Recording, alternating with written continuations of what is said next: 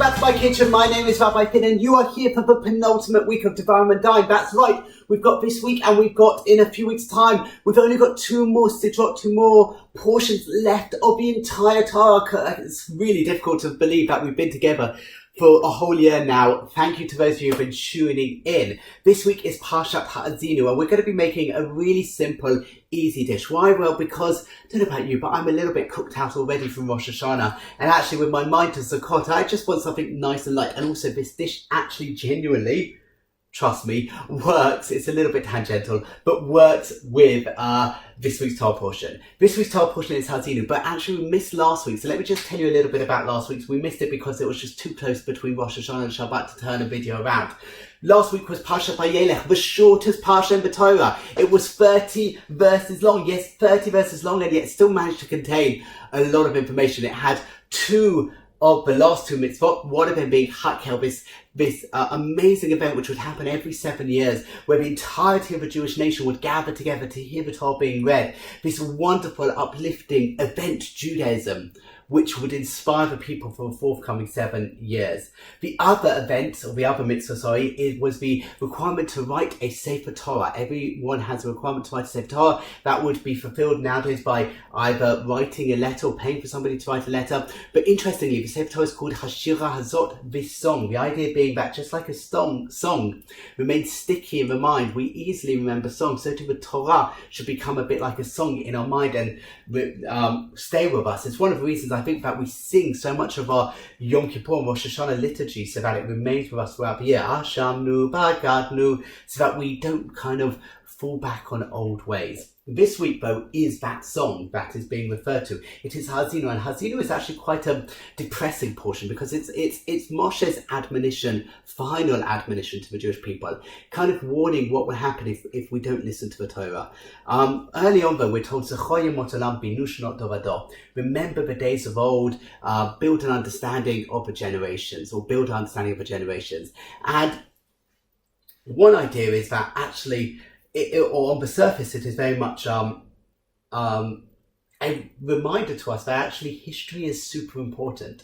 We need to learn from the mistakes of the past, and that is how we go forward. We need to learn from history. A nation that forgets history forgets itself, and therefore will often end up being doomed to remake the same mistakes over and over and over again. So this is a reminder to each and every one of us of the importance of knowing what's happened in the past and learning from the past. In fact, the word Zachor, remember, appears 137 times in the Bible, in the entirety of the Tanakh. It is one of the key words in Judaism, this idea of remembering the past and using that memory to spur us going into the future.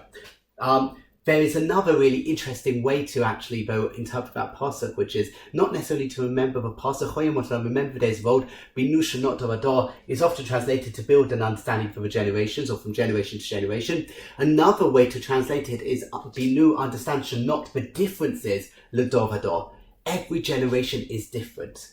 Just because something worked for generation X does not mean that that approach will work for generation Y. And we always need to make sure that the Torah is relevant to the generation of the here and now. Just because, I don't know, back in the day, top hats and canonicals and all of that stuff was, worked for, those people. It's not going to work today in the majority of communities, and therefore it should not happen today in the majority of communities. So it's this duality, understanding the past, but also understanding the realities of the present.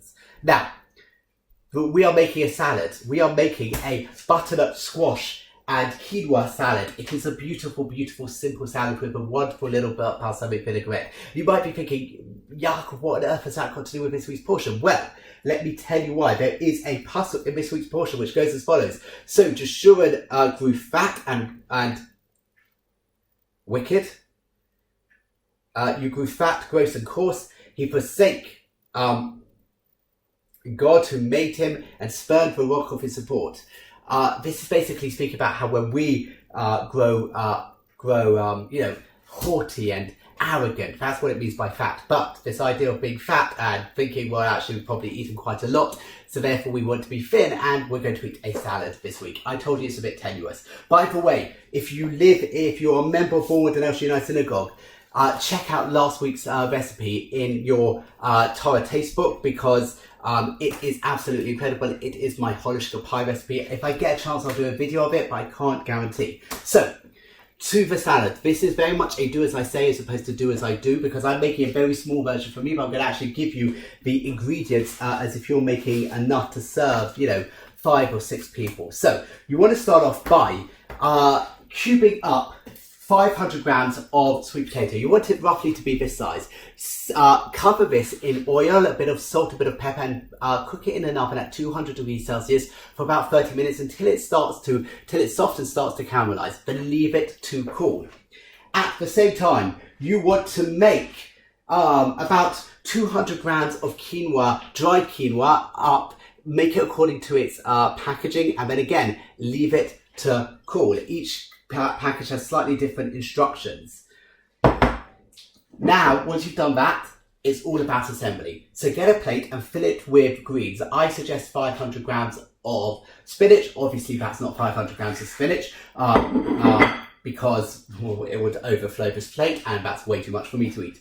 Then get your cold quinoa, and very simply, just, sprinkle it over the greens. This is such a simple salad. I often serve this on a Shabbos. It's a wonderful, wonderful thing to wow guests with. Top your quinoa with your cold sweet potato. Try and make it look quite pretty.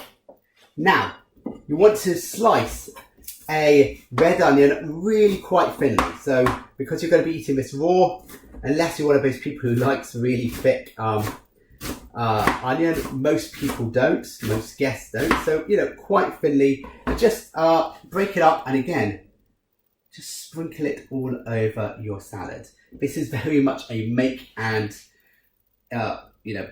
easy salad. So easy, so simple. Perfect actually for this summery weather that we've got, but it's light, and it's you could easily have this on its own, but it goes perfect with fish, it goes perfect with chicken, really well with some chicken. Now, if that wasn't enough, get some pomegranate. We've probably all overbought on pomegranate because that's what we do at this time of year. And just get about half a pound pomegranate and sprinkle with seeds all over your salad. The final element of a salad is going to be a little bit of crunch, just to give it a bit of texture, and that is get some walnuts. You can toast them, which would be my suggestion, but if you haven't toasted them, just get about 80 grams or so of walnuts, and just again sprinkle them, break them up, sprinkle them all over your salad. And this is what it looks like, but we haven't made this amazing. This will taste, if I'm honest, it'll taste a bit bland. You might get a little bit of from the pomegranate and a little bit of from the onion, but actually you need something to bring it together, and that is going to be the dressing that we are going to be using. Let me just get a few more things. So the dressing we're going to be using is a balsamic vinaigrette. It is such a simple thing. As I say, this is very much do as I say as opposed to do as I do, because, yes, clearly. You want to put in to a cup or something, a tablespoon, that's why I'm saying do as I say, a tablespoon of caster sugar. Once you've done that, you want to put in 3 tablespoons of balsamic vinegar. Try not to get it everywhere like I've just done. And then finally, 5 tablespoons of olive oil. Give it a really, really good shake, because you want to mix it all up. You want the sugar to mix in, you want the oil to combine with the balsamic vinegar. And then what I suggest is get a piece of sweet potato, dunk it in, and then use that to taste if it is too sharp or too sweet. If it's too sharp, add a little bit more sugar. If it's too sweet, add probably another tablespoon, actually probably half a tablespoon in truth, of balsamic vinegar. And there you have it. So easy to make. My sweet potato quinoa salad with walnuts, onion and pomegranate and a balsamic vinaigrette. Please give this a go. It's a wonderful light lunch, especially at this time full of heavy meals. Have a great week. Shabbat shalom and well over the fast.